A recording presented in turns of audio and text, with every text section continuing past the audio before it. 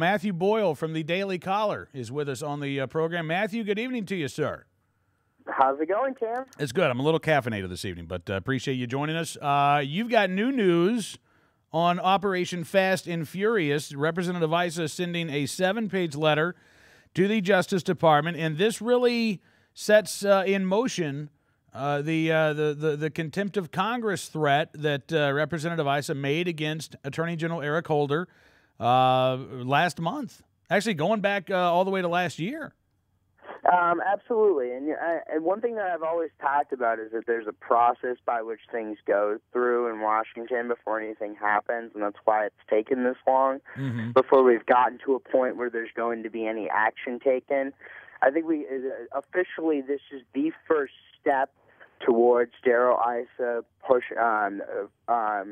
commencing official contempt of Congress proceedings for Eric Holder about Operation Fast and Furious.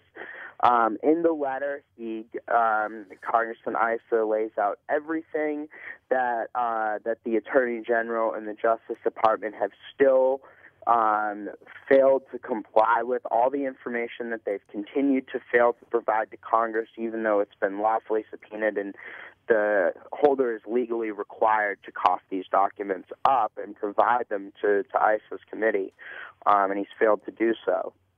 Also, there's Issa demands that Holder designate an individual within the Justice Department that will handle all the document production, and he also says that the Attorney General must set a date in the very, very near future, as soon as possible, by which all the documents that have been subpoenaed will be provided to the House Oversight Committee. If those documents are not in full provided by that said date, that will, of course, be later agreed upon by the Justice Department and the Oversight Committee, that designated individual that Eric Holder picks will then be the department's liaison, if you will, for contempt of Congress proceedings. All right. So this is the next formal step. This is really the first formal step in that direction. We've had lots of threats either way, but this is the first formal step. You know, and it's interesting. I know that I know people are antsy, and I know that they're anxious, and I know that they want to see this, move forward at lightning speed. But that's not the way that's just not the way Washington works. Whether you want it to or not. It's better to get it right than to rush it and get it wrong. Absolutely, because again, it's not just that the committee is investigating Operation Fast and Furious and wants to get answers.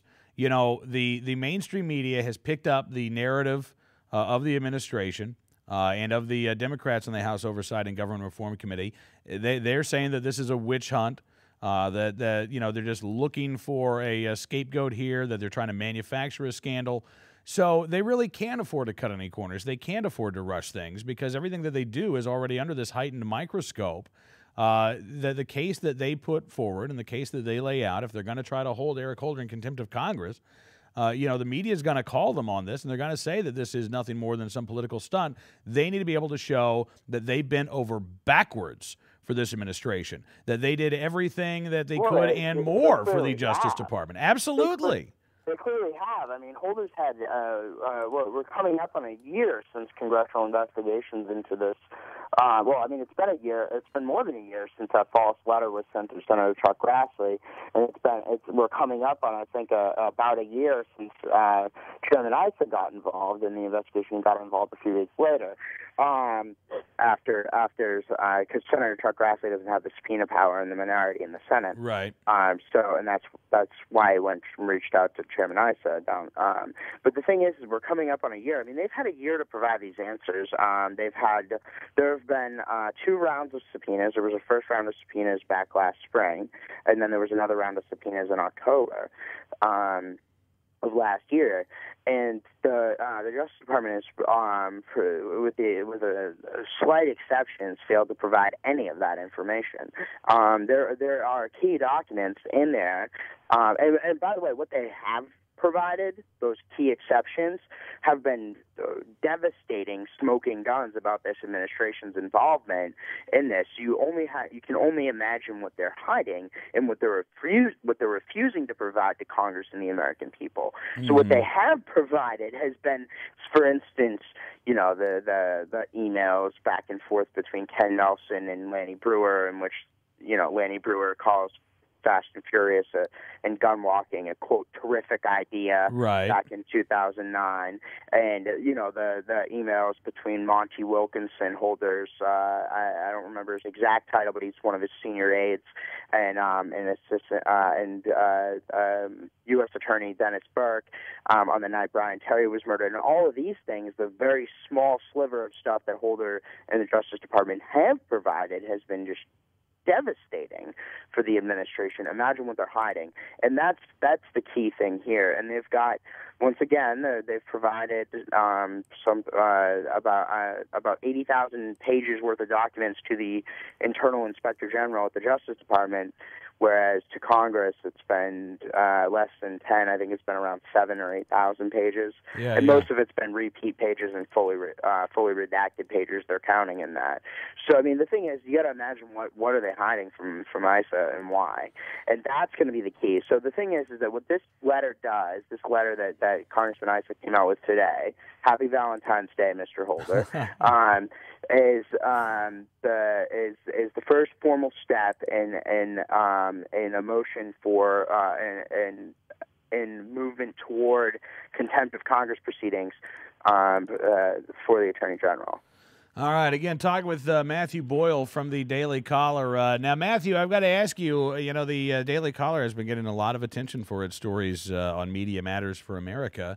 We talked last night with one of your colleagues about the stories. I'm just wondering, has Media Matters gone after you lately for your reporting on Fast and Furious? Have they decided to try to I check think you they've, at all? I guess they may have finally realized that everything that we've been reporting has been the truth. But I personally haven't been. I've been so busy reporting on Fast and Furious and other scandals in the administration that other reporters in our shop have been doing the Media Matters stuff. So, and I can tell you that there's a lot more coming. It's looking good. I'm not going to get into specifics on what it is, but there's a lot more coming. All right. Well, listen, Matthew, as always, sir, appreciate you coming on the program, and look forward to doing this again soon. Absolutely, Cam. Good to be here. All right, Matthew Boyle joining us from the Daily Caller tonight here on Cam and Company.